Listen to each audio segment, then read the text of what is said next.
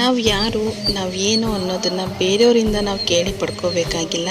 So ನಮ್ಮ ಕನ್ನಡಿ ಮುಂದೆ ನಿಂತ್ಕೊಂಡ್ರೆ ಕನ್ನಡಿನೇ ನಮಗೆ ಉತ್ತರ ಕೊಡುತ್ತೆ. ನಾವು ಯಾರು, ನಮ್ಮ ಗುರಿ ಏನು, ನಾವೇನು ಮಾಡಲಿಕ್ಕೆ ಹೊರಟಿದ್ದೀವಿ, ಇನ್ನೊಬ್ಬರ ಮಾತಿಗೆ ನಾವು ತಲೆ ಕೆಡಿಸ್ಕೋಬೇಕಾ, ನಮ್ಮ ಗುರಿ ಕಡೆ ನಾವು ಗಮನ ಕೊಡಬೇಕಾ ಅಂತ ಇವತ್ತು ನಮ್ಮನ್ನು ಹೀಯಾಳಿಸಿದವರ ಹೆಸರನ್ನ ಬರೆದಿಟ್ಕೊಳ್ಳಿ. ಮುಂದೆ ಒಂದಿನ ಅವರಿಗೆ ನಾವು ತಿರುಗಿಸಿ ಕೊಡುವಂಥ ಒಂದು ಸಮಯ ಖಂಡಿತವಾಗ್ಲೂ ಬರುತ್ತೆ.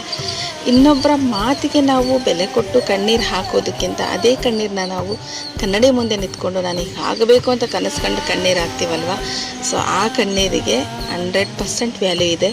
ತುಂಬ ಎತ್ತರದ ಸ್ಥಾನಕ್ಕೆ ನಾವು ಹೋಗ್ತೀವಿ. ಬಟ್ ಧೈರ್ಯ ಕಳ್ಕೋಬಾರ್ದು, ಯಾವುದೇ ಕಾರಣಕ್ಕೂ ದುಡುಕಿ ನಿರ್ಧಾರಗಳನ್ನು ತಗೋಬಾರ್ದು. ಜೀವನ ತುಂಬ ದೊಡ್ಡದು, ಪ್ರಪಂಚ ತುಂಬ ವಿಶಾಲವಾಗಿದೆ, ಬದುಕಲಿಕ್ಕೆ ಸಾವಿರಾರು ದಾರಿಗಳಿದ್ದಾವೆ. ಯಾರೋ ಅವಮಾನ ಮಾಡಿದರು, ಯಾರೋ ಏನೋ ಮಾಡಿದರು ಅಂದ ತಕ್ಷಣ ಅವ್ರ ಮೇಲೆ ನಾವು ಸೇಡನ್ನು ತೀರಿಸ್ಕೋಬಾರ್ದು. ಸಮಯಕ್ಕಾಗಿ ಕಾಯಬೇಕು.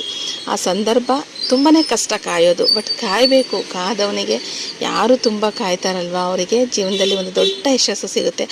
ಅವಮಾನ ಮಾಡಿದವ್ರ ಮುಂದೆನೇ ಸನ್ಮಾನ ಮಾಡಿಸ್ಕೊಳ್ಳೋಂಥ ಒಂದು ಕಾಲ ಬಂದೇ ಬರುತ್ತೆ ಸ್ನೇಹಿತರೆ. ಸೊ ಇದು ನನ್ನ ಅನುಭವದ ಮೇಲೆ ನಾನು ಹೇಳ್ತಾ ಇದ್ದೀನಿ.